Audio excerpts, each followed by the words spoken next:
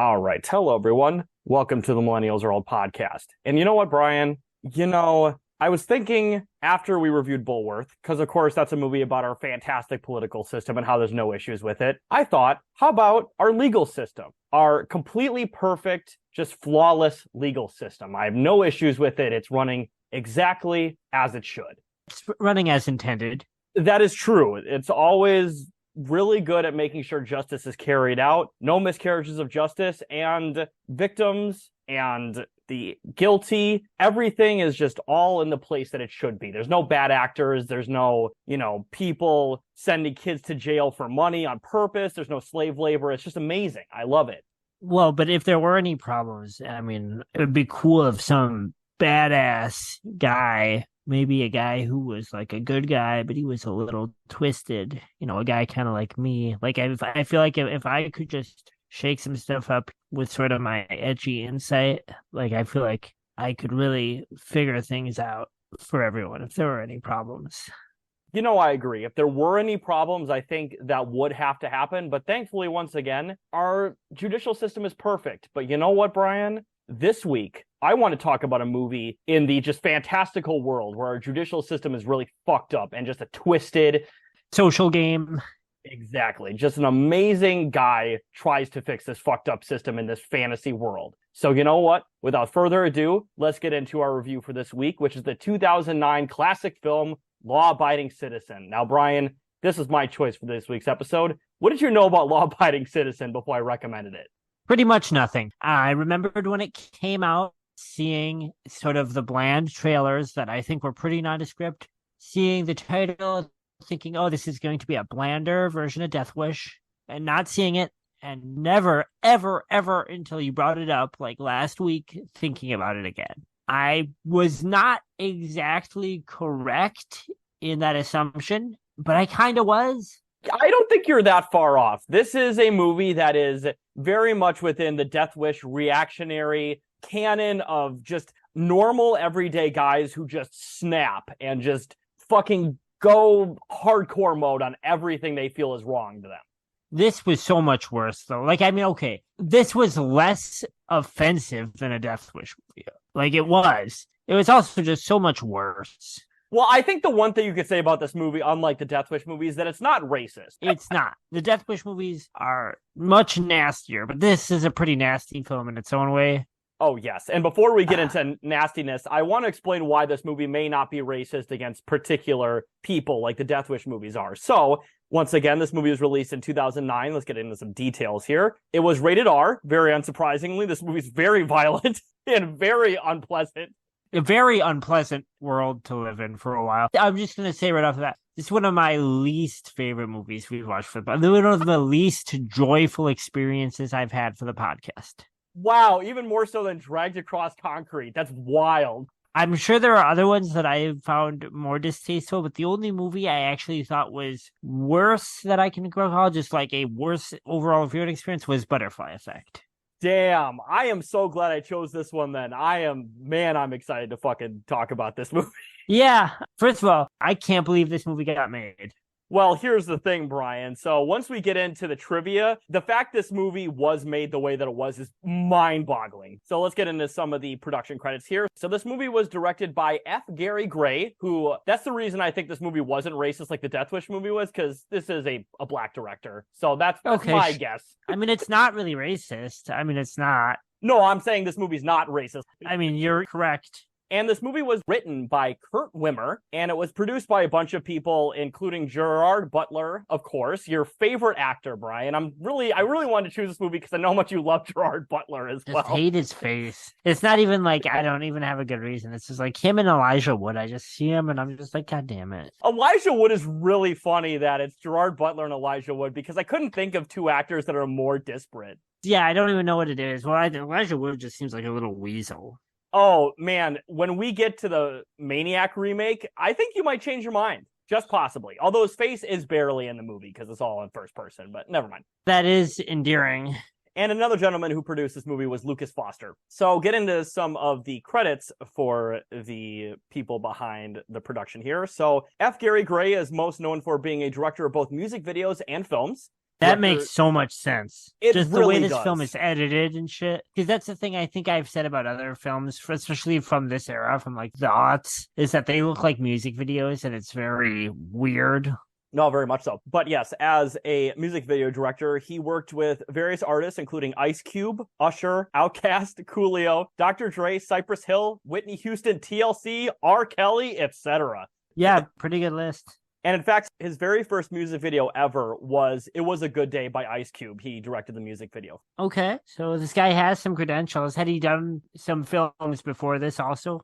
I was about to get into that as well. So as a film director, he is most known for directing the first Friday film. He also directed the film Set It Off, The Negotiator, The Italian Job remake, Straight Outta Compton, Fast and Furious 8, and Men in Black 4. I didn't even know there was a Men in Black 4, but there we go. So basically, he does the only movie there that sticks out to me really is Friday. Of course, is a great comedy classic of its time. But so he's a very competent director who, is it fair to say, probably doesn't have a whole lot of like distinct style. He's just very competent and kind of workmanlike. Very much so, because I can't imagine that The Italian Job, Straight Outta Compton, and Friday have a lot in common.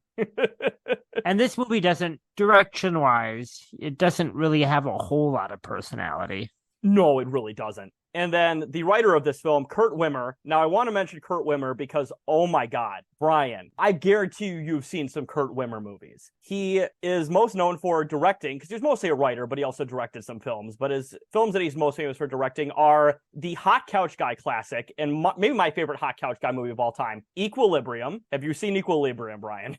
No. Oh my God, we have to watch Equilibrium for the show. If you thought Gamer was I'm 14 and this is so deep, Equilibrium is that times 100. I mean, that at least sounds fun. I mean, to be honest, I'm more open to what we would call the Hot Couch Guy movies now than I was at the time. At the time, I probably thought I was too good for them, and I am. Equilibrium is like if a 14-year-old boy watched The Matrix and then immediately read 1984 and was like, oh my God, I need to make this into a movie. You're making it sound like a really cool movie. Oh, no, it's really good. And the martial arts in that movie, so of course, you know, The Matrix is famous for its martial art. But this one, they do the very same thing, but they use guns as a martial art. It's called gun kata. Oh, no fucking way. No, we definitely got to watch Equilibrium at one point. We got to review it. It's one of my favorite Hot Couch Guy movies. It might be my single favorite Hot Couch Guy movie. Yeah, I'm on board. And he also directed the film Ultraviolet and the 2020 Children of the Corn movie. I didn't even know there was a Children of the Corn movie that came out in 2020. He, once again, also wrote Equilibrium, The Recruit, Ultraviolet, Street Kings, a film called Salt, which I believe has Angelina Jolie in it. He also wrote the Total Recall remake, the Point Break remake, which I also didn't know existed, and the 2020 Children of the Corn sequel. Wait, there's a Total Recall remake? Oh, you didn't know that? How did I not know this? No. It's got fucking Colin Farrell in it. I'm surprised you never heard of it. Is it good? Couldn't be. There has never been a good remake or sequel to any fucking Verhoeven movie. None. That's not a thing that happens. And then I mentioned Lucas Foster earlier, so he is a frequent collaborator with Kurt Wimmer. And the only movie I wanted to highlight of his that was distinct from his team up with Kurt Wimmer was he was one of the producers of Morbius. So just an incredible mix of influences in this movie. But once again, it has no style because it's a million influences in one movie. Yeah. And it seems like it's a bunch of people who have a sort of understanding of how to make a nice looking movie that will make some money. Oh, no, absolutely. And, well, once again, talk about made money. So this movie is about 118 minutes long, and the movie had a budget of $53 million, and it grossed $127.9 million. So not a huge box office success, but enough to make a tight little profit. The type of mid-level movie that doesn't really get made anymore. Exactly. And then on Rotten Tomatoes, it has a 26% critic score and a 75% audience score. So one of the first movies we've seen in a while that has quite a disparate critic and audience score. No, Brian, people love this movie. It's not that fucking good. I hear people talk about this movie You're lying. You hear people. I've never heard anyone talk about this movie. Okay, well, I will say, it is in the context of one exact point about this movie. Otherwise, people do not talk about it. But once we get to that point, I will explain why people talk about this movie. But I promise you, on like film forums, on Reddit, people talk about this movie a lot. That's crazy because, okay, my issue with this movie primarily is not the fucked up, insane reactionary worldview. Because again, and I've said this before, if it was an entertaining movie, if it was fun or if it was at all, I wouldn't give a shit. But because that's all there is to focus on, you're just like, wow, this is a really ugly movie. I'm just like, I've never heard anyone talk about this movie. I forgot it existed for like 15 years. Okay, so I will say people talk about this movie in actually two distinct ways, but I don't want to spoil the second one. But the very first way is because people really identify with Clyde's character. Of course. Okay, because, I can kind of get why if you're a shithead, you identify with, say, like Harry Callahan, why you identify with Frank Castle. But this guy, he doesn't really have a personality. I mean, I guess the Punisher doesn't really either, but this guy, like, we don't know anything about him. Well, we'll get to it.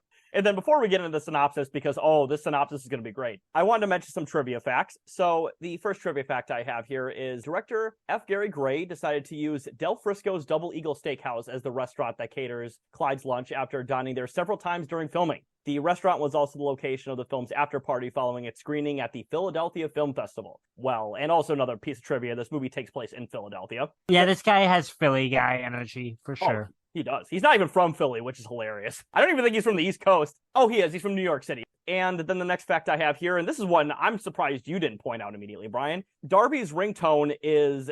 Darby is one of the villains in this movie. Well, not the villain. We'll get into why Clyde is definitely the villain of this film, but never mind. The guy who precipitates Clyde becoming the villain, Darby, his ringtone is Bloodline by Slayer. Yeah, I couldn't tell what it was because I only heard it for a second and I was like, what the fuck is that? But I couldn't place it.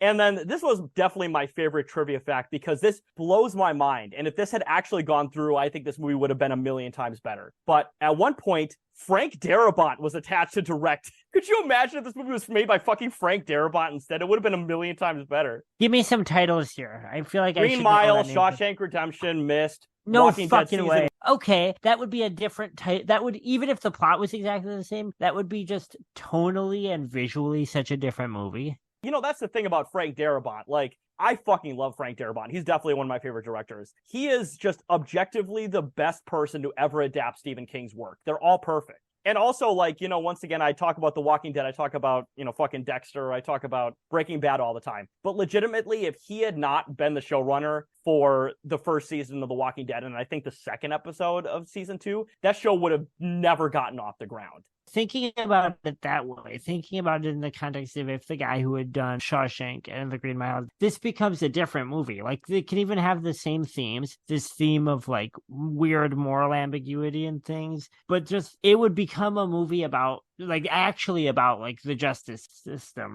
because that's ultimately what, like, Shawshank and The Green Mile are about. Because as it stands, it's kind of not really about those things. The movie we ultimately get is sort of like a wish fulfillment movie, I guess. Half the audience gets to be that guy, and then the other half gets to be Jamie Foxx, I guess. But again, even he, and he's very good in this, is so boring, I can't imagine identifying with him. No, and he's not even a very good dad either. So, no, that's fine. But And then the next fact I have here is Gerard Butler stated in an interview that a scene where a character is murdered by being repeatedly stabbed with a steak bone was so gory that the MPAA gave the film's initial cut an NC-17 rating solely on that basis. When an edited version with much less blood, though still graphically violent, was submitted, the film was immediately granted an R rating. Now, I have the extended cut. Now, I don't remember, Brian, the totally legitimate copy that I gave to you to watch that I paid full Amazon price for. Was that one 118 minutes or was it a little bit shorter? I thought it was 158 or something. Okay, 158. Okay, perfect. So that one did have the full kills here, because I think in the theatrical... Pretty gory. Yeah, it's pretty gory in this one, yeah. It is pretty gory, so that must have been it. Absolutely. No, that was a really interesting scene. And also, on top of that, another trivia fact I have here is that song that plays when Clyde kills his cellmate is Engine Number 9 by Deftones. And before Engine Number 9... they, like, moments before, they play Eminence Front by The Who. Such a weird batch of songs on this soundtrack. Yeah, fucking Slayer, Deftones, Grand Funk Railroad. The most iconic Who song, Eminence Front. The one that everyone knows and loves. I've literally never even heard of it until you mentioned it. It's from their 1983 album. It's from the first album, I think, that they made after Keith Moon died. Bad. Who even picks Eminence Front? What the fuck? I mean, to be fair, this guy was a pretty prominent music video director. Yeah, he went for a deep cut, which I guess I have to respect. And to be fair, Engine Number 9 by Deftones is a fairly deep cut as well. All right, and talking about things that are bad and definitely not deep cuts, let's get into the synopsis here. So the film begins a Philadelphia home invasion. Clarence Darby, played by Christian Stolte, he murders the wife and daughter of engineer Clyde Shelton, played by Gerard Butler, who is forced to watch. Now, the film immediately begins with this. The first 3 minutes are, hey, here's this guy's wife and daughter. Burglars come in, attempts to rape a woman, doesn't, and then rapes and kills a 5-year-old girl. And this is in 3 minutes of the film. This is all just a burglary, right? This is a home invasion. This doesn't happen for any greater reason than that, right? Nope. Did I miss it? Nope, there is literally no greater reason than a home invasion where one guy just immediately just wants to start murdering and raping out of nowhere, it seems like. So I wanted to make sure that I didn't miss a deeper reason that they were doing this, because the whole premise of this movie hinges on the idea that your home could be randomly burglarized, and the burglars, instead of just maybe hitting you and stealing your shit, getting out as fast, will rape and murder your wife and child, which is not usually going to happen. If your home is invaded, that's still not what's going to happen. This movie has to open with presenting that as a distinct possibility, because that's the only way that all the bullshit that happens after makes any sense. And even then, it still doesn't fucking make any sense. Because, okay, never mind. Let's get into this because I want to talk about why it doesn't make any sense. And I want to get to it when I get there, and I'm bursting at the seams to just yell out everything that bugged me about it. But yes, then we meet prosecuting attorney Nick Rice, played by Jamie Foxx, who I think, Brian, you and I would both agree, Jamie Foxx is really good in this movie. Jamie Foxx is always good. He's very good in this. Very much so. But he is unable to securely convict Darby due to mishandled evidence. Unwilling to risk lowering his high conviction rate, which I believe he said was 96% in the movie, he makes a deal with Darby in exchange for testifying against his accomplice, Rupert Ames, played by the actor Josh Stewart. Now, I also want to mention Josh Stewart because he is a very underrated bit actor and character actor. Josh Stewart, in every single movie I've ever seen him in, always plays goons and low-level criminals, even when he's the lead in movies I've seen him in. It's hilarious. He has no other character other than a bit goon or petty criminals. It's hilarious. I've never seen him do anything else. And in fact, actually, I want to mention some other possible hot couch guy movies because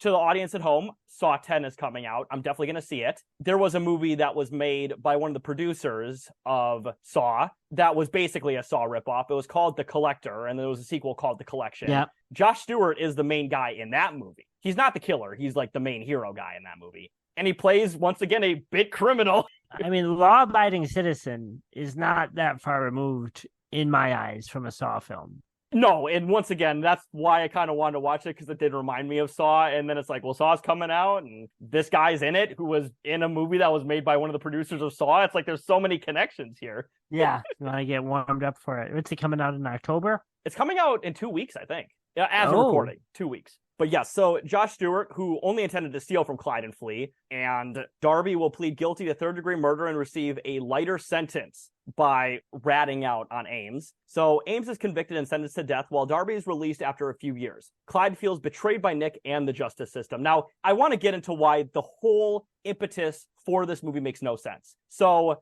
I watched the special features, I think, a couple days ago before recording this, and they literally have special features, and I'm kind of surprised they put this in here, where legal scholars talked about this specific case, and they said, yeah, that's bullshit. It would have never happened. That's incredible. It literally makes no sense because there's something called the felony murder rule that exists in pretty much every state, I think, at this point, where if there's a crime that's committed, if there's a murder, it doesn't matter who murdered, it doesn't matter how many people get murdered necessarily, but if you were involved in that murder, if you were involved in the crime that precipitated that, you will get the same sentence as the person who killed anyways.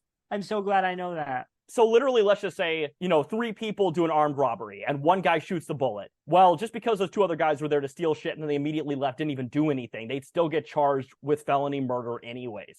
So just this knowledge, this negates everything that is set into motion. Now, the one thing that I will maybe give this film credit for was this particular act occurs in 1999, which is hilarious because you see a scene where Nick has a cell phone, a fucking smartphone in 1999. That was not a thing, but never mind. Incongruities. But anyways, maybe in 1999, Philadelphia and Pennsylvania did not have the felony murder rule, but I highly doubt that because this was post-Clinton era tough on crime shit. There's no way they didn't have Philadelphia that. was definitely very light on crime in the post-Clinton era. Well, to be fair, Brian, they're really light on crime now if you ask a lot of conservatives, because fucking Larry Krasner is their DA now who lets scum and criminals out on the street.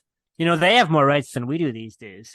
Which I think is really hilarious because, yeah, Larry Krasner is like a social justice DA. And like Nick in this movie is just like the most cynical, corrupt asshole. Yeah, just openly just does not give a fuck. Which is funny because, yeah, the current DA definitely does give a fucking PA, so that's really funny. All right, so now we're going to do a time jump. So 10 years later, Ames is executed via lethal injection, but he dies in agonizing pain due to a chemical alteration. Evidence implicates Darby, who is alerted by an anonymous caller. The caller using an electronically distorted voice, there's another Saw connection. This is so dumb. Warns Darby that he's looking at life in prison. It'll be his third strike. Darby hijacks a police car, forcing a lone officer to drive to a deserted warehouse. The officer reveals that he is indeed Clyde and was also the distorted voice caller. This is also very reminiscent of Saw because it presupposes that Clyde is an omniscient character who will predict literally everything. Yes, he is a god in this movie. It would have been better if they had not tried to explain why Clive has all this knowledge and all this ability, right? They actually, towards the end, try to give like sort of an explanation for it, and that just makes it stupider. Well, to be fair, Brian, I actually kind of disagree with you there. I actually think it makes a lot of sense, but not really. I think the sense that this movie wanted people to get from it. So, spoilers ahead, because we're going to get into it later in the synopsis here anyways. But Clyde was a former CIA agent who was responsible essentially for creating weapons for the CIA. He was the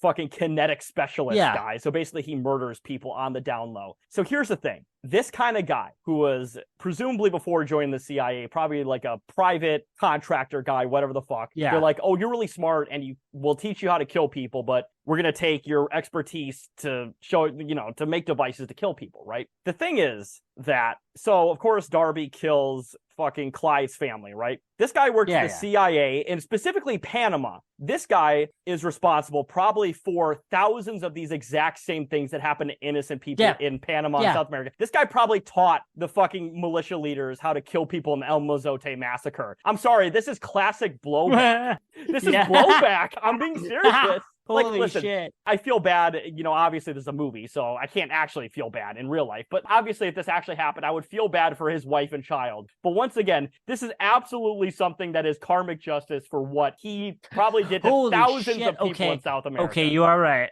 So I think the explanation for why he's able to do all these things actually really does make sense. But the one thing I think doesn't make sense is if this guy was actually CIA and the second that he started doing these things to law enforcement people, they would just put a bullet in his head and just say he killed himself. He'd be done. Yeah, he's going rogue and they'd get fucking rid of him. Exactly. Like the CIA fucking does that with they did that with fucking Jeffrey Epstein. They did that with fucking everybody. I still, though, I feel like, and I already didn't like this movie by this point, when they explained the CIA bullshit, which is in itself a hilarious scene to me. It is because the film understands that the audience will be going, how the fuck does this guy know all this stuff? How is he this smart? To me, though, offering up any sort of explanation is just drawing more attention to it. Because, again, like Jigsaw, like you said, he is omniscient. He is like a god in this movie. The level of access and knowledge he has here, it would be a huge plot hole, but it's still a plot hole to me, even when you offer up that he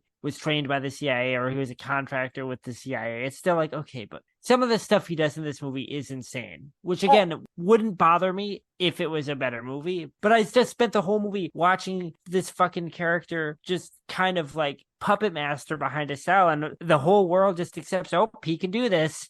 Well, so that's the thing. I will agree with that. And I also want to say, I think it actually makes more sense than in Saw, because in Saw, he's just an architect. Like, he doesn't have any special government knowledge. He's just an architect, but he's able to do this for, like, now 10 movies as of, like, 2 weeks in the future here.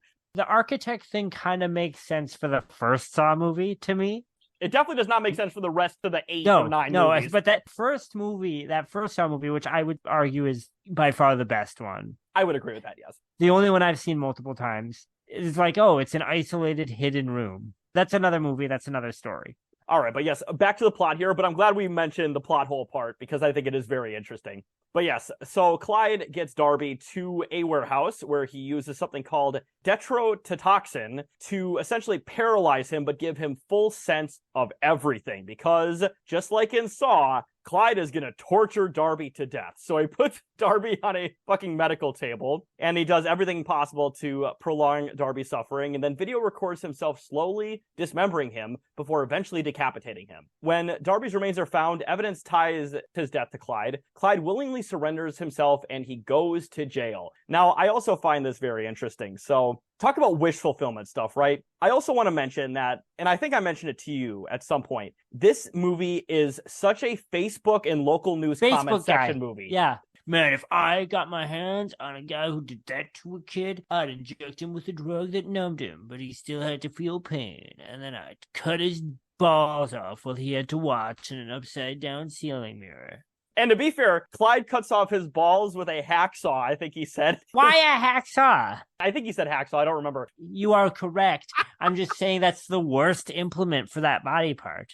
And then he cut off his dick with a box cut. Which, by the way, that is Facebook comment section, guys.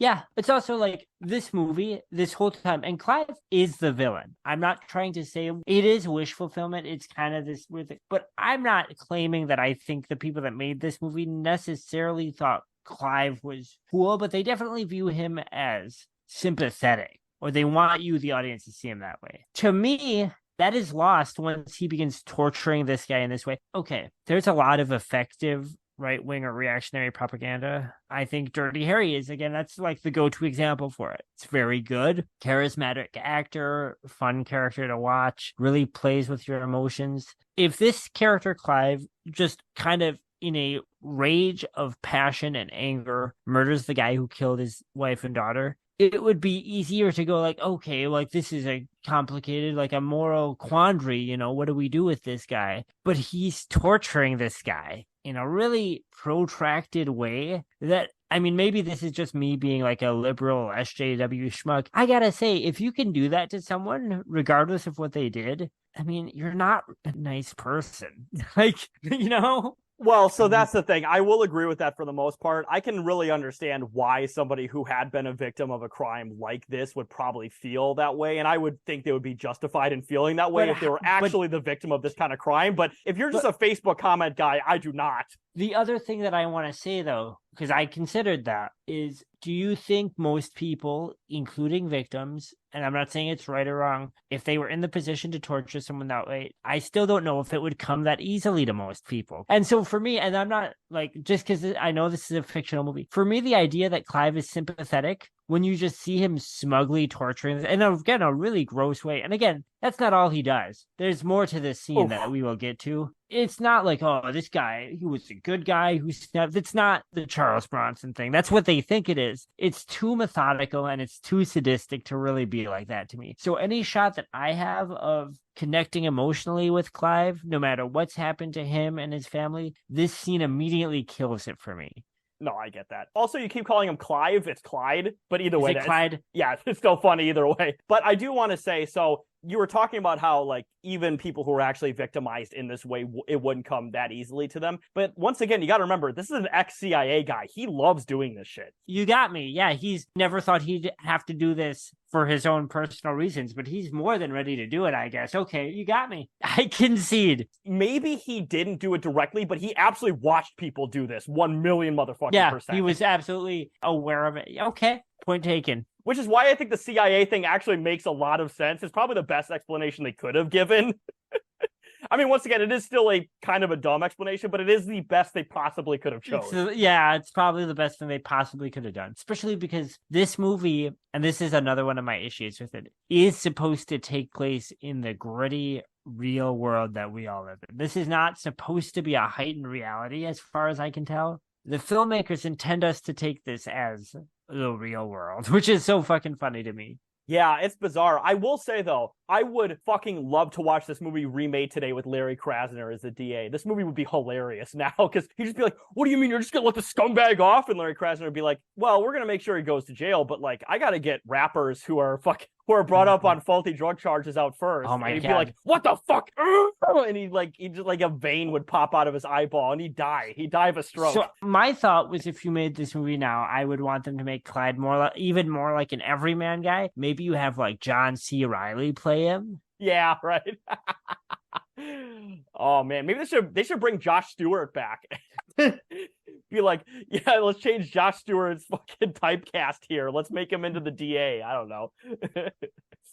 But yeah, so while Clyde is in jail, he demands a new mattress in his cell in exchange for a quote-unquote confession. Nick initially refuses, but after learning that Clyde traumatized Nick's family with the video of Darby's murder, yes, by the way, talk about how Clyde is a great guy, he literally sends the video of him torturing Darby to his family. Yeah, at this point, he's just like a serial killer. Because the filmmakers, they do want you to think that this is a complicated moral dilemma. Like, oh, Clyde, is he kind of right? Like, well, no. He made this little girl see this video of a guy getting mutilated, and she has no context for it.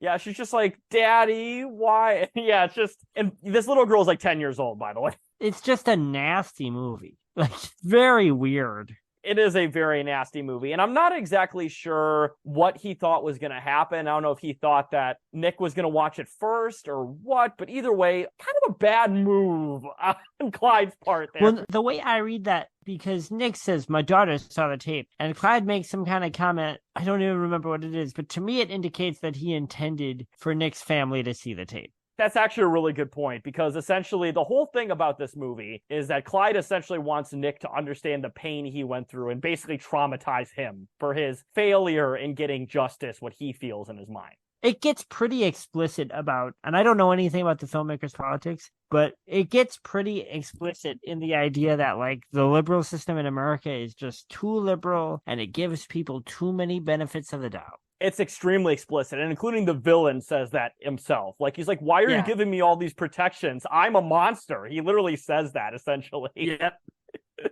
But yeah, so District Attorney Jonas Cantrell, played by the actor Bruce McGill, orders Nick to make the deal. In court, Clyde represents himself and successfully argues he should be granted bail, but is jailed for contempt of court after berating the judge for accepting the legal precedent he cited. He's representing himself. This is so stupid. This is, once again, Facebook comment section shit. Boy, if I could just give that liberal judge a piece of my mind, I'd call her a dumb bitch, and then she'd have to admit that I'm right. She would have to admit that I'm right, that I deserve to see my children. But yes, he believes her to be too easily convinced and eager to let madmen and murderers back on the street. And also, I want to say as well, so this scene also shows how little legal understanding this film has. So when he's representing himself, he is in his jail clothes. That's not allowed. You have to wear your street clothes when you're in court. You cannot wear jail clothes. You know, we talk about the sort of liberal sort of framework, and as flawed as it is, as incredibly flawed as our legal justice system is. I know I said that earlier in the episode, but I'm now changing my mind after watching this movie. As flawed this system is, at the very bare minimum, for a lot of people, you still have the presumption of innocence. So, in a courtroom, you are forced to wear street clothes because it is not meant to prejudice the jury that you are automatically guilty by wearing your prison clothes. Couple of things. So the moral of this movie that I read is, yes, at least ostensibly, the bare minimum that we have in America is the presumption of innocence of the accused. So this movie is basically saying that's insane, that there should be no presumption of innocence. I guess if the crime is bad enough. And just one other thing. It's very easy for him to represent himself. In most non-civil cases, if you say you want to represent yourself, your judge will almost beg you not to. Yes, 100%. Really, the only time it's ever, and Brian, you're totally right, the only time it's ever even possible to really successfully argue your case on your own behalf is in some civil trials, but that's really about it. In a case like this, he would say that and the judge would go, hey, this is they would do everything in their power to dissuade him from it. Especially in how gruesome of a case this is. Yeah. This is an incredibly gruesome case. We're far enough in the movie now. I'm going to kind of start sprinkling in my thoughts on it just as a movie. If it was a good movie, I wouldn't really give a fuck. I wouldn't give a fuck about, I mean, I would still criticize the offensive politics, but it wouldn't distract me from watching the movie. The legal nonsense not making sense, I would not care. This movie is so bland. You know, I think I used to say, and I've kind of gotten away from it, just we've been reviewing different types of stuff, but a thing I used to talk about a lot, I know, is how I think in the 2000s and the 2010s, a lot of movies were just gray and they were trying to be grim and gritty, but they were really just kind of glum and didn't have visually compelling elements. This movie is all of that to me. It's so fucking boring. It's an insane movie, but it's so boring. And so because of that, all I can sit and think about are how reprehensible its worldview are and how it doesn't make any sense. You know what, Brian? That's the thing. Contrary to popular knowledge, this movie disproves the idea that it's always sunny in Philadelphia. Yeah, you still see movies like that, but it does seem like we're getting away from it in recent years. Everything is these gray colors, these browns, and these muted blues. Oh, I hated it. Although, to be fair, to give the filmmakers credit, but they probably did this on purpose to make sure the film was as gray and cloudy as possible. This clearly takes place in like late fall, early winter. Yeah, but I just don't want to see that on a movie. I just think it's not, unless it's like a movie with a very specific tone, I think that's really tedious to look at. So the whole time trying to watch this movie, I'm just thinking, oh, everything that this movie is saying, everything this character is saying, and everything it implies pisses me off. But yeah, so after Clyde gives Nick his confession, Clyde demands an elaborate steak lunch and a music player be delivered to his no. in exchange for the location of Darby's lawyer, played by the actor why is Portnow. Nick there? Why is Nick in the cell for any of this? He's a prosecutor. He's not a detective. That's the other big issue with this movie. Why is Nick doing any of this? And it gets crazier as it goes on. He is a prosecutor. This section of it would have nothing to do with him. He's not a detective. He would have nothing to do with almost any of the shit he's doing in this movie. To be fair, nothing else legally in this movie makes sense, so why would this make sense? And the reason that pisses me off, that none of the legalese makes sense, isn't because I'm such a stickler for realism, because I'm not. It's because this movie is proposing a worldview on what's flawed with the American legal system based on the premises in the film. That's what pisses me off about it being a bunch of nonsense. This is the Dunning-Kruger effect of movie. It absolutely is. Which, to be fair, is at the heart of all reactionary worldviews when you think about it. Yeah, it is. I mean, like, there's a long list of reactionary films we get into. But, like, from Draped Across Concrete to The Incredibles, like, they all have Dunning-Kruger shit in them. And a lot of liberal films, too. Why not? But at least those succeed as movies. I would be so pissed off if I'd gone to see this in the theater, if I'd gotten my big bucket of popcorn and I went with a couple of friends and just going to see a cool movie. Because, again, I assumed for many years that this was kind of boring, but I thought it was an action movie. Trailers definitely made it seem that way from what I remember watching the trailer. Yeah, that's what I remember too. That's my recollection of it too. If I went to go see this movie, I thought like, well, this will be dumb, but it'll be a nice popcorn movie. And I got my fucking milk duds and my big soda and I sat down and watched this. I'd be so annoyed. Absolutely. All right, let's get back to the synopsis here. So yeah, once again, he demands a dinner in exchange for the location of Darby's lawyer, who was reported missing earlier. Nick agrees, though the lunch is delayed by a few minutes by the warden's security measures. And you know what I will say, talk about, liberal, reactionary worldview, etc. Like, the warden delaying this is responsible for his lawyer dying because he's just such a, stickler fucking power trip asshole, which, by the way, as having worked in a prison, 99% of people that work in prison are this type of motherfucker. Of 100%. Of course. Why else would you work there? Except for you, I mean. I was cool as shit. I actually let people get off on a lot of shit. I believe you. To be fair, I never got anybody off in jail because that is rape. Listen, all right. We already mentioned R. Kelly. Danny Masterson just got sentenced today as of recording. I don't want to talk about rape anymore. Friend of the pod, Danny Masterson. We saw him die in a Billy Jack movie. My God. If only. I wish Tom Laughlin would just kick the shit out of Danny Masterson. It'd make me so happy. So, want to say, this dinner that he gets, that asparagus, that roasted asparagus he's eating, looks pretty good. It looks like a fantastic meal, I'll be honest. We should probably explain that he has a buddy at this point in the tale. Oh, yes. Right? I was actually just about to get to that. So, yeah, once he has his meal, Clyde provides the location of the lawyer. Nick is too late to save Darby's lawyer, as I believe he said it was 15 minutes. It's very reminiscent of Saw once again. It's like, you have this many minutes and to save this guy. 7 was another thought I had around this part. Very much so. But yeah, so he does have a cellmate. So after sharing his meal with a cellmate, Clyde proceeds to kill him with a steak bone while once again Deftones Engine number 9 is playing. Forcing the Pretty warden nasty death. It is maybe my single favorite kill of this movie because it's just so grotesque and gratuitous. No, my favorite is coming up. We'll get to it. I think you know what it is. Oh, hell yeah. But yeah, so he is forced to be in solitary confinement, of course, after this, because once you kill somebody in prison, you go to the hole for a while, you can imagine. And then the next scene here is Cantrell and Nick meet the former CIA contact. Once again, we were talking about the CIA connection. Learning Clyde previously worked with the agency, creating imaginative assassination devices and orchestrating intricate lethal tactics against nearly impossible targets. They are warned Clyde can kill anyone, anytime he wishes, and that if he's in jail, it is all part of a bigger plan. Also, I do want to mention one part because the CIA contact basically says the only way to get rid of him is put a bullet in his head. You know what? You can't beat him in his game. You have to kill him, which is also, once again, an incredibly reactionary talking point because, like, well, you know what? Yes. We know he's guilty, so we might as well just fucking kill him. That's basically the entire justification for the fucking death penalty. Yeah, I said it to you earlier today repeatedly while watching this movie. I watched it actually in 2 segments, just doing a lot of running around, but I kept thinking about the Dukakis-Bush debates. The Willie Horton ad.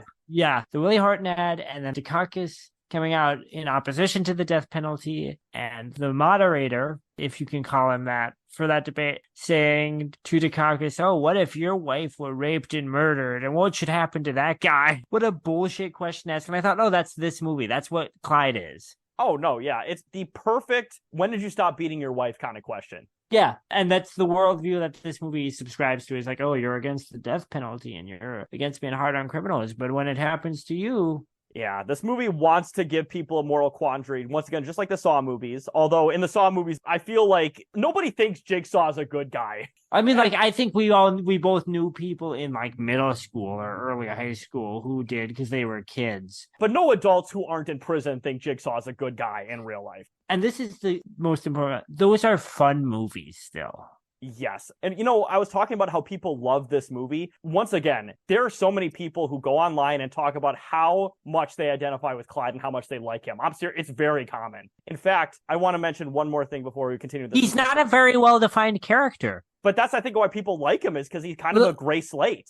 That's so frustrating to me because we don't know anything about him except for that his family was murdered and he's a psycho. To me, the way that I would identify with a character in a movie, and I'm not saying this is also nerdy and embarrassing, is that there'd be something in them that I thought was interesting or that I could connect with. You don't know anything about Clyde. So the idea that all these people are like, he's so cool. They're literally, and I know this is what you're getting at, they're only identifying with like this stupid vigilante, like pseudo-intellectual bullshit. So on IMDb, which is, of course, a very popular film review site, this movie has a 7.4 out of 10 out of 310,000 reviews. People love this movie. That's so frustrating because it's not a good movie. Anything above a 7 on IMDb generally means universal acclaim. I would expect a similar score for, like, Jaws.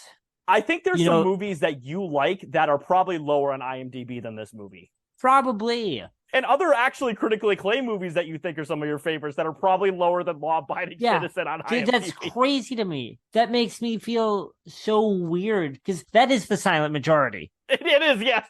That is the silent majority. Oh, man. All right, let's get back to synopsis once again. So, during a meeting with Nick and Cantrell, the judge is killed by an explosive hidden in her cell phone. That's it. This is so awesome. This is like a Final Destination 2 death. That made me laugh so hard. Well, actually, I'm not going to say anything because I do want to say there's a point later that I want to mention that is really disturbing about this particular scene, but I'll save that till the end. Clyde explains to Nick that the murders are not about revenge, but the failures of the justice system. No, it's about revenge. That's literally what it is. He demands to be released and all charges against him dropped, or he will, quote, kill everyone, unquote. Everyone in the world. If you don't release me, I will kill everybody. Dr. Evil ass. Yeah. I want $1 billion, otherwise I will kill everyone. Those are some good elder millennial movies. Oh, yeah. No, 100%. I would love to talk about Austin Powers. I think Goldmember is definitely a guilty pleasure of mine. No, I love them. They're all fun movies that I would love to watch. I'm just saying that International Man of Mystery is the only one that I think if I watch now, and I did watch it pretty recently, is like a good comedy. The others are, like guilty pleasures. I agree. I actually watched it like 4 or 5 days ago again. Oh, really? Okay, I watched it like 7 months ago, and I thought I was nice. gonna have you beat. You're like, no, I watch it every week. Hell yeah, dude. So Nick takes precautionary measures instead, moving his entire team into the prison to work through the night. After Clyde's deadline passes with nothing happening, Nick tells his team to go home and get some rest, and Clyde is not omniscient, which of course he's not omniscient, we think. While walking to his car with Jonas, a number of Nick's assistants die from car bombs. Now, this scene, once again, talk about very Final Destination. Nick watches in horror as his assistant Sarah, played by the actress Leslie Bibb, stuck in her car, realizes what's about to happen, and her car explodes. Nick meets with Clyde in private, beats him, and yells at him in frustration that if they had to convict Ames and Darby, they might have gone free. So I want to stop right here before we go on. So I kind of knew when he said everyone was going to die. I hadn't seen this movie in a long time, but I'm like, oh, he's going to like kill them in like some coordinated attack where they all die at once. And when I saw them starting the car, I'm like, oh, that's how they're going to die. And yep, they're there. They all fucking explode. And again, like at this point now, a terrorist basically is holding the city hostage from his jail cell. They would just kill him. They would 100% kill him. And also, okay, never mind. I'm not going to mention another gigantic plot hole because that's in later in the synopsis, but oh man, I really want to mention it. Clyde counters that Nick did not care and that if he had at least tried but failed, Clyde would have accepted it. Also, that's not true. Clyde would have absolutely done the exact same thing. And this guy's like, I'm a reasonable guy. I'm a reasonable guy. I'm going to kill 5 people at once, including a completely innocent woman. Which is part of the Facebook guy thing, right? Look, I'm as liberal as the next guy.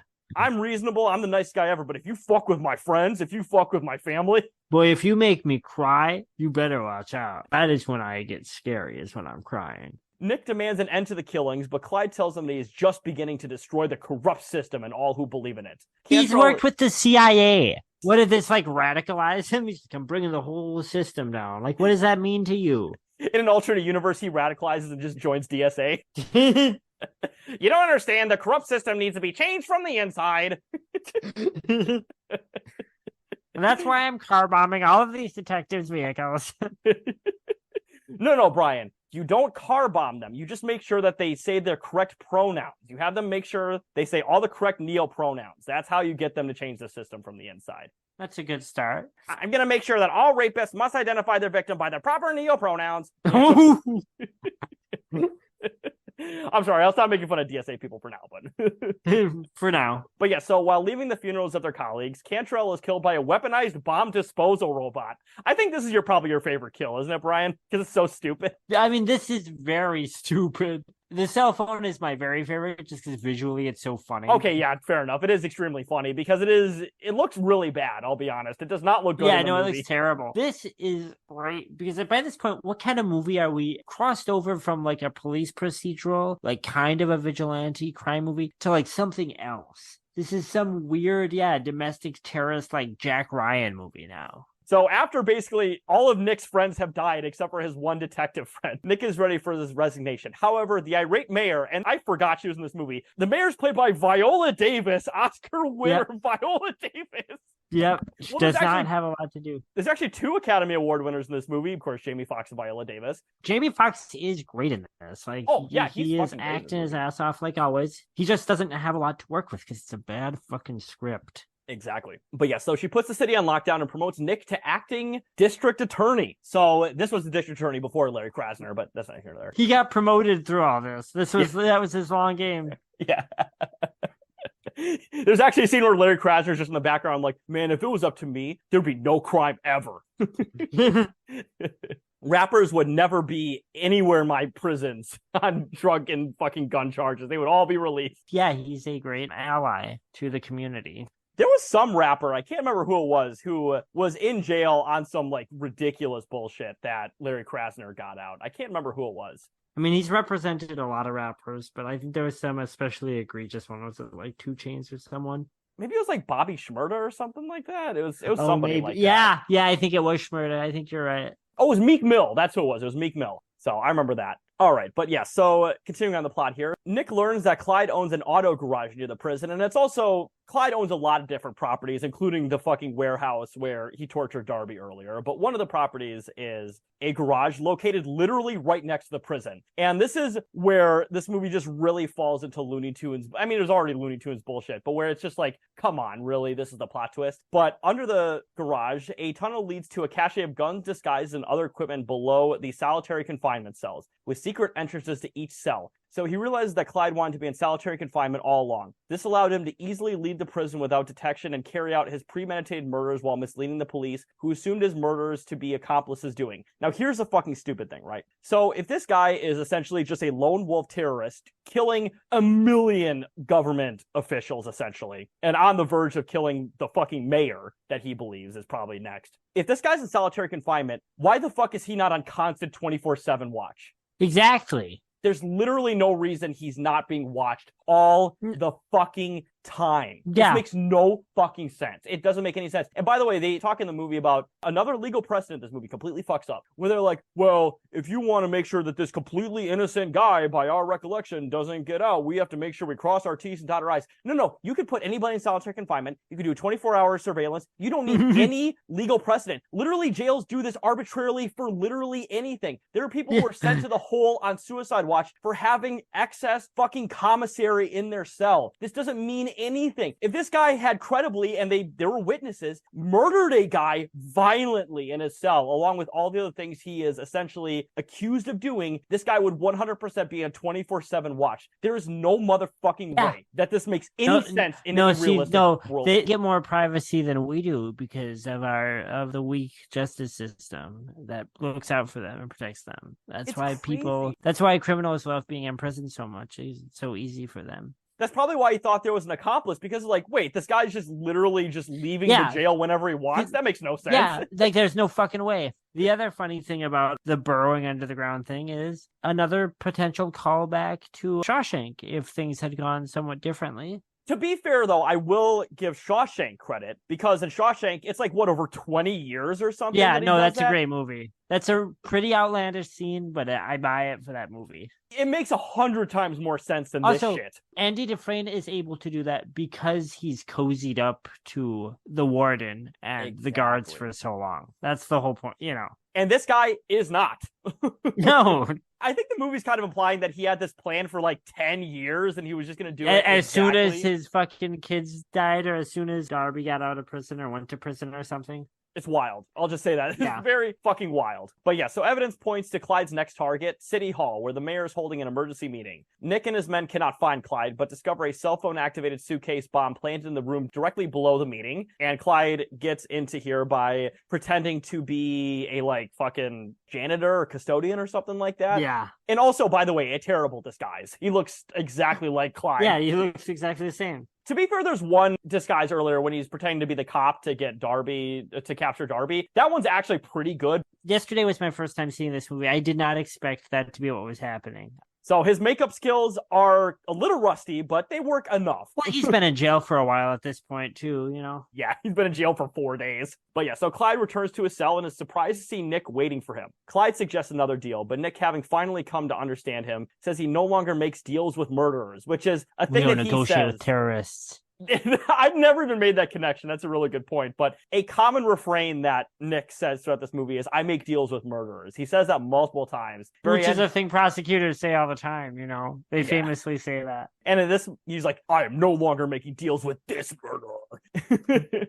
So Nick tries to reason with Clyde, and this is maybe the single funniest thing I've seen in the movie in a long time. He calls the fucking phone number. So unbeknownst to him, Nick put the exploding briefcase under his bed, and he locks the door behind him. He's like, well, you got 25 seconds, motherfucker, and then locks the door and then runs out in slow motion from the prison.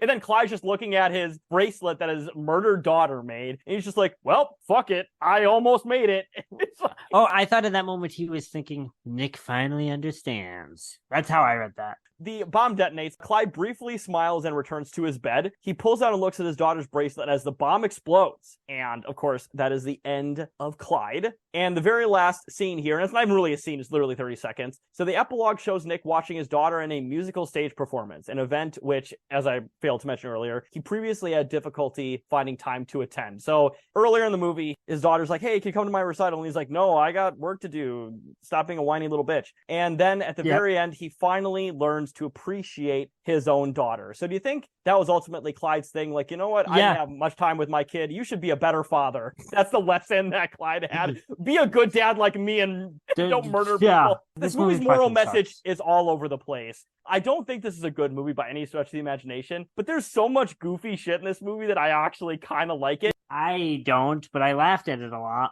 So yeah, once again, I will never say this is a good movie because it's not a good movie, but there is so much insane shit at this movie that it's pretty funny at points. I do want to say one more thing before you go ahead. So the other point I want to say why people talk about this movie online. So once again, people really identify with Clyde. A lot of people online love this movie for that reason. But also, people fucking hate the ending of this movie. They despise the ending of this movie because they didn't want to see Clyde die. That's literally what Even if you like that character, there's no other fucking way for this movie to end. And also, if you did like this character, that's the perfect way for him to go. Yeah, what's the ending for him? He goes out and he's made mayor. Yeah, he killed multiple government officials. That's never going to happen. That's the only ending for Clyde. And yeah, that means he got to sacrifice himself, if you like him then. You know, it's the same thing, and we talk about wish fulfillment, sort of like reactionary, and I would say as well, and I mean, literally he is, but he's also like a dad character, and in real life, dads just love like fucking boomer wish fulfillment, like reactionary shit. So like, I know I mentioned Breaking Bad earlier, but a lot of people are mad that, you know, spoilers, Brian, even though you'll never watch the show, Walter White dies at the very end of Breaking Bad. They're like, oh, he shouldn't have died, and it's like, there's literally no other way for him that to go. I actually was just talking with someone about Scarface and how there's people that wish Tony wouldn't die. First of all, Tony's a bad guy, but also, regardless how you feel, that's the whole point of the movie. He has to die. I would say the same thing for Clyde. What other ending do you expect for that character? And then also another famous example, another mid to late 2000s premiere television thing is Dexter. So once again, spoilers, even though I know you're never going to finish or watch Dexter probably, but Dexter dies at the very end of New Blood. And it's like, that's literally the only way that character was going to end. He wasn't going to make it out of the sunset. He's literally killed hundreds of people. He's all about death, right? He is a caught serial killer. That's the only way he's going to end. He's going to die. The show even says all the time, well, I'm going to end up in the electric chair. I'm going to end up in the electric chair. And then when he finally dies, people are like, wait, he died? And it's like, they've been leading up to that the entire series. Why are you mad about this? At least we got a whole nother fucking season out of it, people. Stop fucking whining. And you know what? I know I keep talking about Dexter and Breaking Bad, but I want to mention one last point here. So people fucking hated the original series finale of Dexter season 8. And it's also, I believe to this date, although maybe in comparison, I think maybe the final episode of The New Blood is the lowest now. But at the time, season 8 series finale was easily the lowest rated episode on IMDb by a lot. And the original ending for Dexter was dog shit. I will genuinely say it was absolutely terrible. And then, you know what? We got a new season with New Blood, and people are like, oh my god, we finally get an ending. And it ends,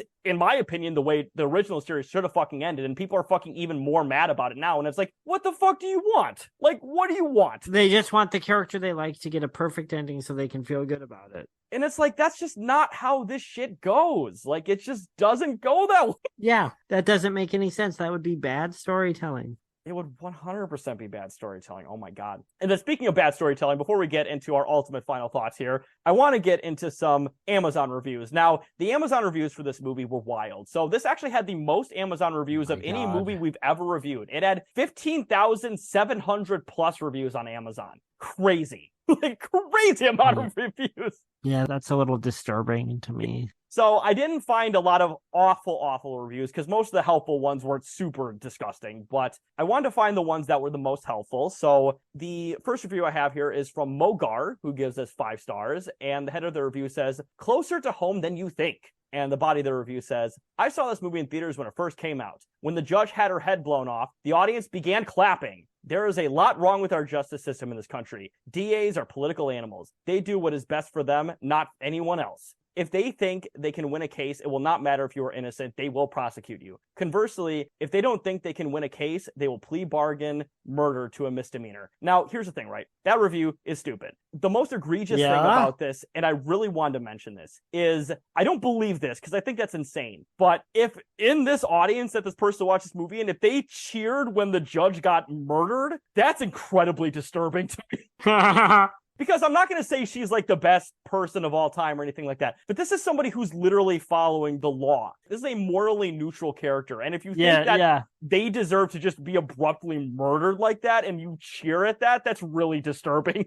I mean, that didn't happen. Maybe this guy cheered and he thought the whole room was. Yeah, and everybody clapped. Yeah, this is literally and everybody clapped, but it's when the judge got her head blown off. And then Einstein was behind me and he gave me $100. But yeah, so that is the one really positive review I had for this. Just great. Really good. And I will say once again, that is one of the less egregiously, less nauseating reviews I could find. Oh boy. All right, let me strap in. Hell yeah. So the next review here is a 3-star, and this is from Sky. And the head of the review says, "Go to jail." And the body of the review says, "I actually got Law Abiding Citizen by accident from Netflix. I was supposed to get 2012, but oddly, it was Law Abiding Citizen in the 2012 case." This is when they still were sending DVDs in the mail. Yes, exactly.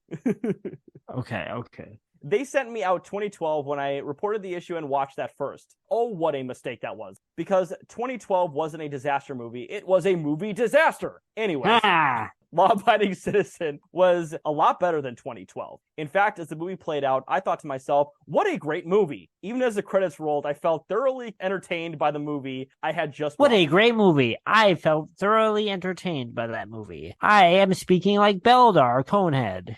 I will enjoy it. It had a lot of action, suspense, and it kept me guessing right up to the very end. It did not do that for me. I guessed everything. Imagining the fucking guy watching this movie was just like, oh boy, what's going to happen? I'm on the edge of my seat. Like, there's no fucking mystery at any point. Then as I reflected on the film, I thought more about how silly the premise of the movie is and how far-fetched what the anti-hero, Gerard Butler, pulls off really is. I'd love to go into detail, but I'm struggling to do so without giving away the critical twists and turns of this movie. Once again, there's not really any twists and turns in this movie. Everything is choreographed pretty well. Yeah, very linear. So let me just say this. With Law Abiding Citizen, you get a pretty decent thriller about a guy, Butler, that you don't want to mess with, who a couple of home invaders do indeed mess with. Yeah, I would not describe that character that way. It's a guy you don't want to mess with. No, he's a murderer and a psychopath. The bad guys get caught and Butler allows the DA, Jamie Foxx, to exact this great country's due process on the bad guys, which fails. I love that. I mean, this is already a bad movie, but then, people like this see it, and they take it so much more literally, even, than the movie already is. This is a movie about how Gerard Butler is a good, cool guy, and everything he did was good. So Butler sets a plan to take out the bad guys himself and anyone else that was involved in the failure of due process of law. But man, the way this guy chooses to make his point and the way he ultimately carries it out are where you'll be saying, hold on a second there. So check your brain at the door, as I did. Sit back and enjoy. It's like the small roller coaster in the amusement park. It's fun while you're riding it, but after you get off, you realize it wasn't that great. So here's the thing. You left your brain at the door watching it, and you kept it there when you wrote this review. Yeah, I don't understand, because I'm going to say, this movie, for me, and this is my big disagreement, because obviously this guy seems to have sort of weird politics, but also, this movie's not really that exciting to me. I mean, stuff happens, but there isn't really, for me, a progression of tension there. I don't know. So for me, this is, even with how out of control this movie is, it's very boring to me. So it's hard for me to imagine people that are like, wow, that movie. Well, you know what's interesting? Talk about that. So before we get into the final review here, and this is maybe my single favorite review because this review is really wild. So we were talking about how earlier about F. Gary Gray was a music video director before he got into film, although he did his first film, Friday, just a couple years after he started directing music videos. So they're pretty contemporaneous with each other. But the thing is that this movie is shot, you mentioned, like a music video. And the way that I think it ultimately is a music video too, is that there's really no ebbs and flows. Like this movie starts at such a high tension and it just never lets up. There's no sense of tension because the movie's already heightened at the very fucking beginning. It literally starts with a violent home invasion and sexual assault. And murder. That is, by the way, ended within the first 3 fucking minutes of this movie, which is also the length of many music videos. Yeah, he started with that and he went, well, there's my movie. And they were like, hey, that's not long enough.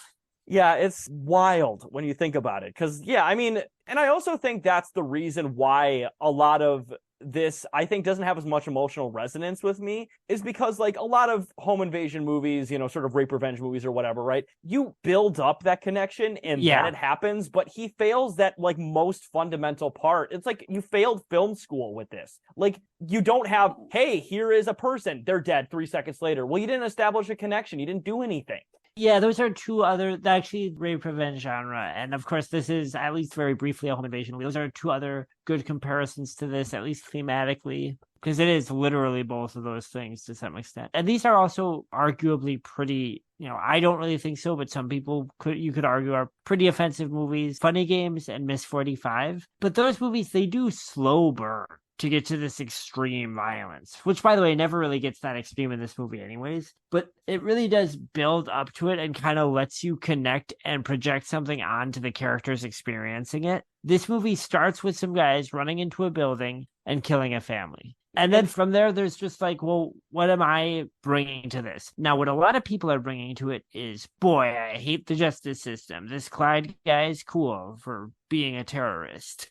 And what's interesting is so obviously this is not a based lib movie. This obviously is not. But this movie has this sort of same main thesis that a lot of based liberals do, where it's like, well, if I were to just get on stage and just tell everybody why the justice system is terrible and I should be allowed to kill whoever I want, the system would change. I could just own the system with logic and everyone would have to be like, yeah, because I'm so right. If I could just own the libs, things would change. Yeah, I actually had that thought too. At some points when Clyde is getting on his soapbox, like when he's yelling at the judge for wanting to give him bail, it's almost like a Tom Laughlin thing. It's Tom Laughlin, yeah. Dark Tom Laughlin. Bizarro Tom Laughlin. Yeah. Yeah, I mean, that's the thing is that if a Facebook comment section guy was like, I watched fucking Billy Jack, and it's like, well, you know what? Billy Jack would be a Trump supporter now. And that's how they interpreted it. All right, let's get into our final review here. So this is from Vandalwolf, who gives this 1 star. And the header of the review says, the potential. And the body of the review says, this movie until the last 5 minutes was really great. Could have been one of the best of 2009. But then the horrendous ending came along and totally killed the whole movie. This is so funny to me. To watch this movie and think, boy, this had so much potential. This movie falls flatter than a pancake at Waffle House. I mean, the first 90-ish minutes is a 5-star movie. Ending drops it to a 1.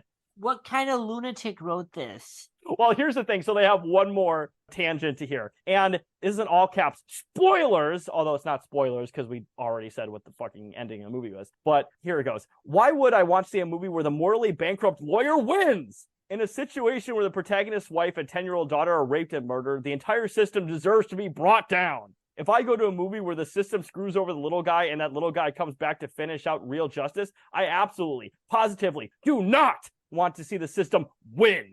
This is insane to me. This is literally insane because I can accept that a bunch of people watch this stupid fucking movie, which is pretty right-wing, although I don't really think intentionally, but it is pretty right-wing just by virtue of by its nature, and maybe think that it was more nuanced than it is. So this guy literally doesn't see it as a moral quandary. He doesn't see it as an interesting thought experiment. He doesn't see it as like, when does the justice system fail and how do you correct that? He literally sees this as like a movie where Clyde is the hero. He's talking about it like it's an action movie and Clyde is the good guy. That's how he watches this movie. Well, and that's the thing. I talk about how people talk about this movie online. Whenever I see people distinctly mention the ending, they always say, I hated that ending because I wanted to see him win. They always say that. How would he win? Did they ever elaborate on that? What do they think him winning should be? They never say it. They're just like, well, I didn't want him to die at the end. They literally just say that. What is it that God shines his light down upon him and there's like, oh, ho, ho, your wife and daughter are alive again. And then he's like, I love you. You're back. Let's go live together in our home. Is it like that he becomes president? Like, what is the ending for this character? Yeah, do they think it's going to end up like the guy who killed fucking Shinzo Abe and then everyone's like, oh, actually, you're completely right. Yeah. Well, like, also, this guy watches this movie. And he doesn't have any sort of like, well, because this is what I assume the dumb people that relate to Clyde are like, well, he's a little messed up, but I get why he did it. But this guy is literally like, no, he's the hero of the movie. He's literally the good guy. Literally watching this movie because I think it's cool when he makes that little girl watch a tape of him dismembering a man or whatever. And also, there's one more sentence, and I think this might be my single favorite sentence this whole review. Oh, no. Here we go. Are you ready for this? This is great. Just goes to show that even in making the movie about selling out, the director sells the audience out as well. Shut the fuck up. He sold the audience out. So what he wants to see is Clyde murders Jamie Foxx in this movie, and then gets a medal. He wants to see everybody in the Philadelphia government, and then he becomes dictator of Philadelphia. Yeah. He's like, yeah, that's my idea of a movie. To be fair, though, the people that love this movie and identify with this character absolutely want a, like, fucking benevolent, quote-unquote, benevolent dictatorship to happen, where just every petty criminal gets sentenced to death. Because already, before you told me about how many people like this movie, I was annoyed because I think this movie thinks that it's really nuanced and it's raising some sort of interesting, complex ethical questions. And I was like, no, it's not. And then to learn that there's this whole community of people who don't even think that, who on a way more base level are just like, Clyde is cool. Yeah, no, literally every single person I've ever seen talk about this movie online, once again, especially in reference to the ending, always just mention about how much they hated that Jamie Foxx's character, quote unquote, wins at the end. There is no moral quandary for people that love this movie. Isn't the point kind of too that Jamie Foxx ultimately has to admit that Gerard Butler was right? He decides that he doesn't negotiate with murderers, and then from then on, he's like, I'm going to be a more honest attorney or whatever. Isn't that what we're supposed to take from that? Well, I think the ultimate lesson we're supposed to take is it doesn't matter how, like, cruel and ineffective the justice system is, we have to kill the bad guys no matter what. And Jamie Foxx basically gives up all of his liberal values to make sure that the guy that he's trying to legally put away dies. Yeah. So Gerard Butler does win in the end. Yeah. So, like, he's proven right. And Jamie Foxx accepts that he's right. To be fair, that's kind of the ending of Seven to a certain extent, too. Because in the end, John Doe wins. Yeah, I mean, I think that Seven is a lot more self-aware about that. Oh, no, and also Seven, I think you and I will both agree, is a million times better movie than this.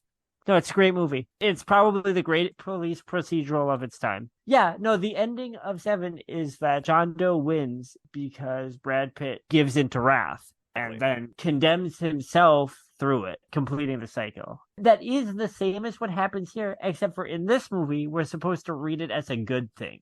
Yeah, exactly. So it is, the same arc as Seven at the very end. But here we're like, yep, that's the way it should be. That's good. And then also, at the very end, after Jamie Foxx, heroically runs away in slow motion from an exploding briefcase. He just sees his daughter's recital and is like, yeah, I won. Yep. It's not like at the end of Seven where, like, Brad Pitt is obviously just a completely destroyed person. Jamie Foxx, after seeing everyone except for one person he's ever liked professionally gets murdered horribly, is just totally fine. He goes to his daughter's recital and he appreciates her for the first time and he thinks, yep, this is what I do this for. He sees basically a work spouse to him who's been with him for like 10 plus years and he dragged into this case in flames, and he's just totally fine at the end of the movie. Yep. He's not a human being. No one in this fucking movie is. This is a universe of robots. This is like Seven if a 14-year-old boy wrote it. Nasty piece of work who got bullied real bad in a weird way or something. Yeah, this movie is wild. But yeah, any final thoughts before we end the episode here, because it is late as shit. I didn't like this movie. Again, this is one of the most frustrating things that I have consumed for the podcast. It's insane. It's unhinged. It's a very mean-spirited movie. And it's also, despite all of that insanity, it's very boring. It's very dull. It's very competent. Acting's fine. The direction's fine. It's very, works as a movie. But boy, it's so boring. And because it's so boring, the only thing for me to really focus on is just this reprehensible moral of this movie, which is basically that criminals should be presumed guilty and murdered. That's the worldview of this fucking movie. And we are meant to see as the person who embodies that whole worldview is supposed to be seen as the hero. And the other thing that I think makes it an important Millennials or Old film that I wasn't aware of, Taylor, and that I wasn't aware that there's this whole, like I said earlier, a silent majority who just love this movie, who take it completely at face value, think that it's brilliant, and just think that this anti-due process terrorist is just straight up the hero. I guess I'm going to have to look for some more reviews of this movie online and just really upset myself, just really bum myself out. And, that's the thing. The reason I really wanted to review this, too, I totally forgot to mention it at the top of the episode. But the thing is, too, right, is that we are in a fucking reactionary revival, cultural moment here. And this movie is rife for a, critical reappraisal by the worst fucking people online. Oh, no. I guarantee you within the next 1 or 2 years, when they're going to make being homeless punishable by death in certain major cities, that we're working on it. Or petty theft or stuff like that. that this movie will be like, oh man, I watched Law Abiding Citizen and I agreed with every part of it. And you're going to see that on the Daily Wire. You're going to see that on V-Dare, a forgotten or whatever. classic of the 2000s. 100%. I guarantee you, in like the next year, I will go on the Daily Wire and on the front page will be like, movie recommendation, Law Abiding Citizen. Taylor, how often are you logging into the Daily Wire, man? Listen, I peruse a lot of reactionary content because I think it's incredibly fascinating shit. No, yeah, it is. Front page, and I watch it and I'm like, oh, there are people who legitimately believe this, and it blows my mind. So that's how I feel about when you say that about this movie, because one of the things that I think about reactionary art is that, to me, I think a lot of it's effective because a lot of times the art is good. Gonna keep harkening back to it. Dirty Harry and Death Wish are like very entertaining movies. So it makes sense to me that very frustrated, confused, scared, and ultimately impressionable people go for them. The idea that people are falling for this movie the same way is very disturbing, much more disturbing to me, because it's so bland. It is weird. And that's the thing, is that, like, talk about the Death Wish movies, there's nothing in this movie even half as entertaining as when they killed the Giggler in Death Wish 3. Death Wish 3 is maybe someday. I don't know if I actually have that much to say about those that hasn't been said before. Maybe we'll watch them someday just to do it, because those movies are fucking bonkers. And they are more evil. They are more explicitly evil than this movie. But I still understand better why they would speak to a certain type of, dumb person just because they're exciting. The idea that people, these wannabe vigilantes are watching Law Abiding Citizen and going, yeah. Like, that just means they'll take anything that reflects their warped values back to them. They'll just gobble up uncritically. And what's crazy? We talk about reactionary cinema. So, Dragged Across Concrete is a reactionary movie that is incredibly interesting, entertaining, and something to fucking talk about. There's a million things to talk about. And in general, that studio, I can't remember what that studio's name is at them. Oh, Cinestate. That's it. Their entire thing, I think they're defunct now because their movies never made any money. Also, of course, all the people behind it were fucking implicated in massive sexual assault and sexual harassment allegations. But that's neither here nor there. Oh. I think we might have talked about that in the Dragged Across Concrete episode, but I don't remember. Very briefly. But they made some very interesting movies, especially their reactionary movies. So they made Run, Hide, Fight. They made all of S. Craig Zahler's movies, and of course, Dragged Across Concrete is one of them. And they're interesting fucking reactionary movies. Like, Run, Hide, Fight is legitimately a movie I could talk all fucking day about.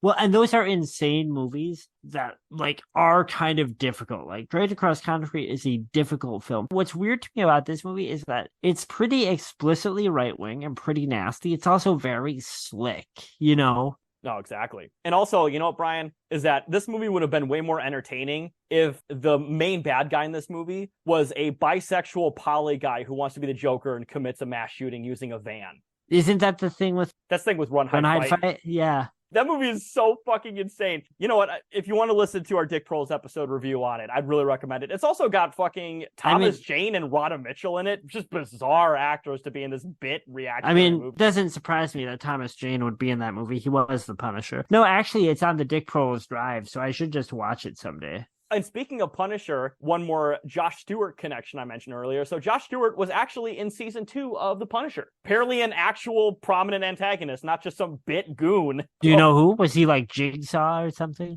I don't remember. Let me look it up real quick here, because I'm not super familiar, obviously, with the Punisher canon. I actually was just recently rereading some of the Garth Ennis Punisher run. He was the character John Pilgrim in season 2, which was the John Bernthal Punisher, not obviously the Thomas Jane You would Punisher. probably really dig the Garth Ennis Punisher, Taylor. I know you're not like a comic book guy. Garth Ennis is very much like a lefty who loves extreme violence, and he's doing like this hyper like ironic version of not hyper, like he loves the Punisher, but it's like almost like a John Waters world that the Punisher has been dropped into. No, I'd be interested in that shit. And I've been meaning to watch the John Bernthal Punisher, because even though I think John Bernthal as a person is really lame, I like his characters in shows. So I'd be interested in watching that. Only Punisher film I've ever seen is the Dolph Lundgren one, if I'm being honest. You have not seen the Thomas Jane Punisher? No, but I might have seen it when it came out, but I don't remember it at all. You know what's funny? I love Thomas Jane because in every movie I've ever seen him in, he just plays guy whose family dies. He's just a dad whose family dies. Well, why wasn't he in Law Abiding Citizen? he's such like a neutral actor that I mean, Gerard Butler is also a big nothing burger. He's pretty neutral. So I don't know. I don't know if Thomas Jane would have been better. I think Thomas Jane is a better actor than Gerard Butler. Yeah, absolutely. No question. All right. But yes, it is getting late as shit. So I am going to sign off here. If you want to follow me on Twitter or X.com, you could follow me at Carlos Chantor on Twitter/X.com. And also, as I've mentioned on previous episodes, I am uploading all of our content to Spotify at the very moment. So if you want to follow us at Spotify, Millennials Are Old Podcast, same name, same header, same description, everything. Just look us up on Spotify. You can follow us there. And probably by when this episode airs, I will have all the episodes uploaded on Spotify.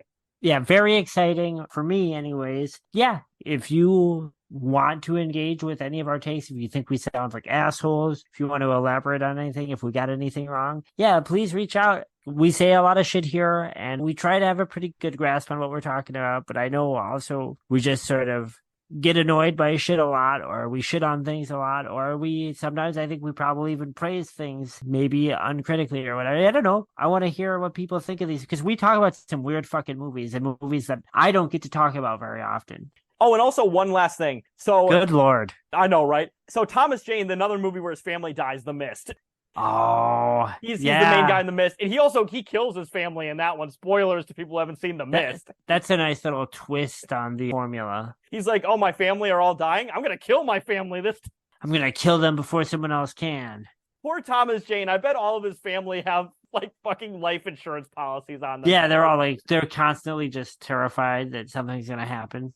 All right, with that final thought out of the way, have a good night, everybody. Yeah, good night, everyone.